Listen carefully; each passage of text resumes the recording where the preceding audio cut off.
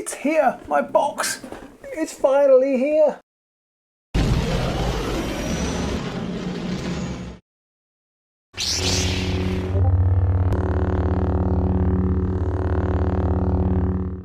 Hello AOS fans, Robin here. Yes, my box has finally arrived. Actually arrived a week ago thanks to the wonderful Willen game. Sent it out to me. Great price. There's a link in the description below to our affiliate links. As you probably know, if you follow this channel with any regularity, Pete and I we kind of plough our own furrow, which tends to be a very slow furrow.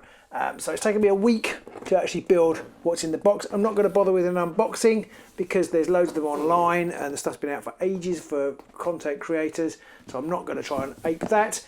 And there's loads of people already talking about tactics and things, ways to play and all the things that the game can do. And I'm just going to try and tell you about my experience of the box. And as usual, try and come from the busy parent, dad, beginner point of view, which is not like an experienced gamer. The stuff I've seen online is all very quite experienced, sort of quite technical questions about how the game might work, the best way of running different things, and I don't think if you're coming into the game, that's necessarily the best thing that you want to see. So I'm going to try to do a series of videos, keep them fairly short, just about my experiences with the box and how I'm enjoying it, or if it turns out not enjoying it as we go along. So it is a massive and beautiful box. I mean, it really is heavy. It's absolutely, when it comes, absolutely stuffed full of terrain. I have put it all together. I'll come on to that in a minute.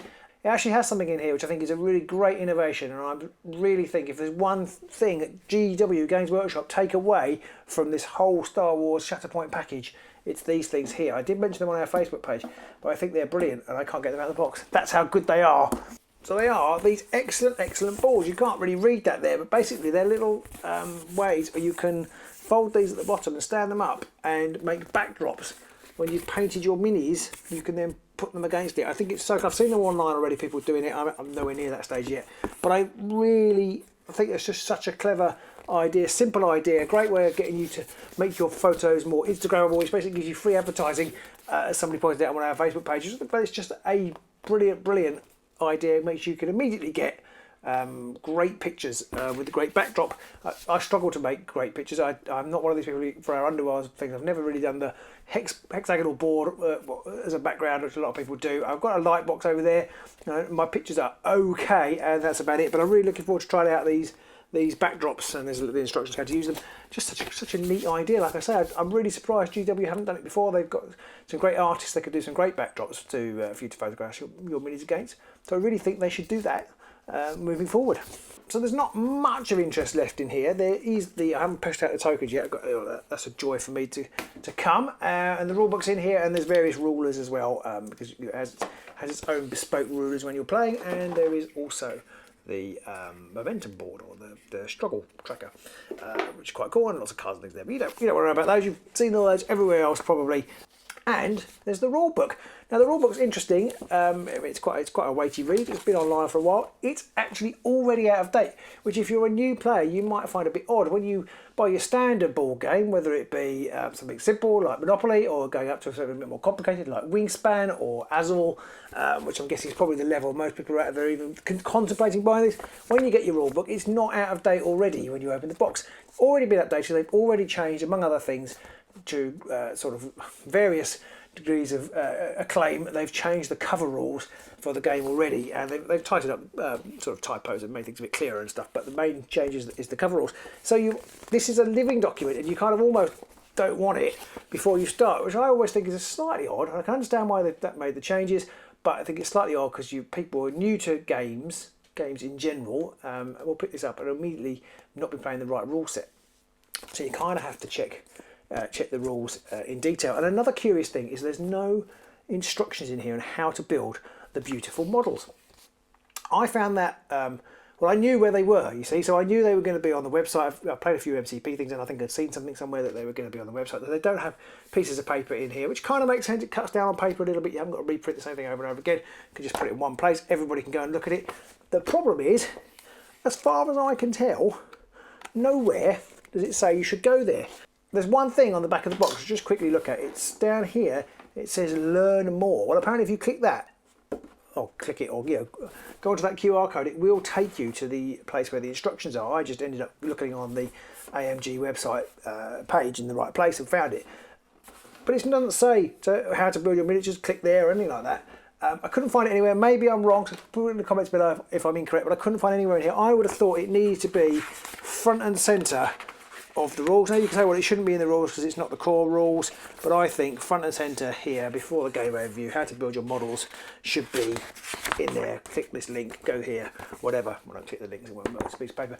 But I just think they should be in there. So if you're new to the game, you probably, I don't know whether you're watching me, but do check that out first before you start to try and build them. Don't try and build them without the instructions. Whatever you do, and you will need just standard things like some sprue clippers and some polystyrene cement to stick them. But there's nothing of that in here, so there's none of that gentle introduction to the hobby, which you do get with some Games Workshop products. Not all Games Workshop products, but you do get it with some. And I feel like that's kind of missing because I feel like Shatterpoint, the small scale, the beautiful detailed models, it's a really good leaping off game particularly for people who thought, well, I really want to play with Anakin and the clones or Ahsoka or whatever, and this looks perfect. So I think you're going to get, it's an entry game, it's going to get people coming into the game, and I think that's a bit of an oversight. It was could have done with a bit more hand holding. Maybe we'll see a beginner's box coming soon. Doesn't seem to be AMG's style. It doesn't. MCP don't do a beginner's box. I'm not anticipating MCP, by the way, is Marvel Crisis Protocol for those who are completely new. It's AMG's first game. And it kind of has some similarities. So I'm surprised there isn't anything to hold hand those who are completely new to the gaming world in this box.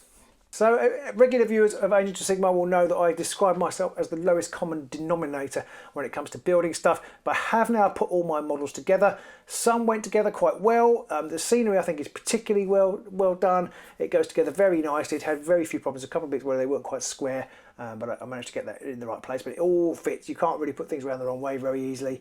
It just says that. Somebody will probably point out in a later video that my scenery is around the wrong way. But it all works together. There's a couple of variations, but you can get it to go. There aren't enough legs for all the gantries. The gantries will fit between the building pieces if you can't put legs on all of them.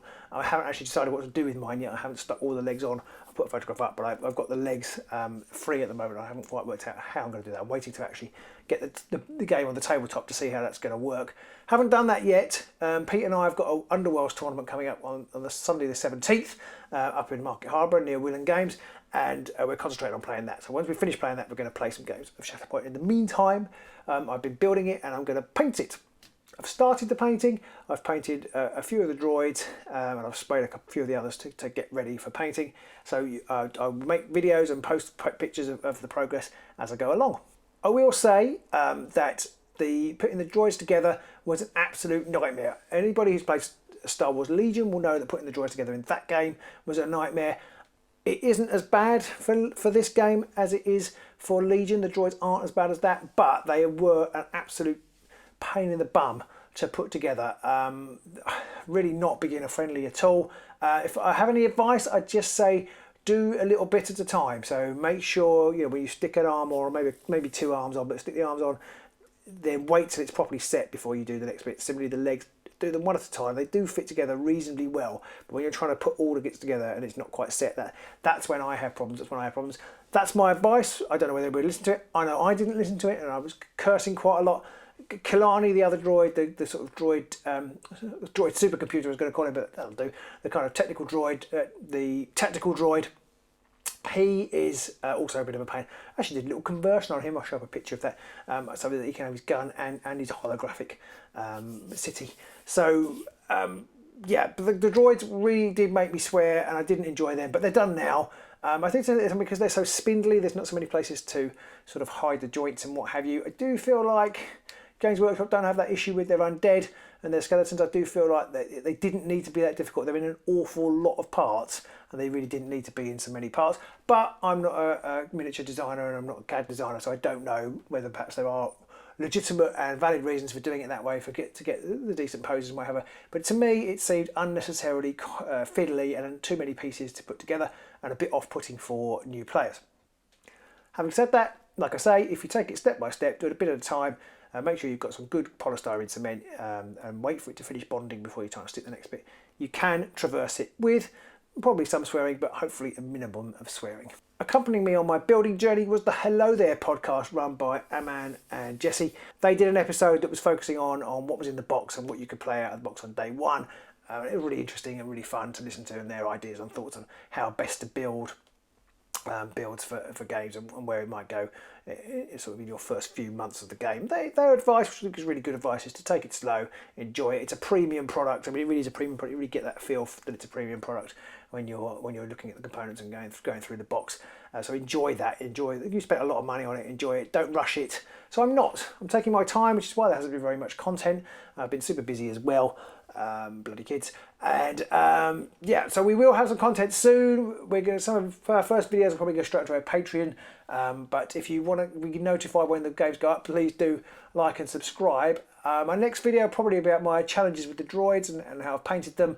But until then, I'll see you somewhere, maybe in Warhammer Underworld or maybe somewhere in the Star Wars universe. Bye for now. Bye.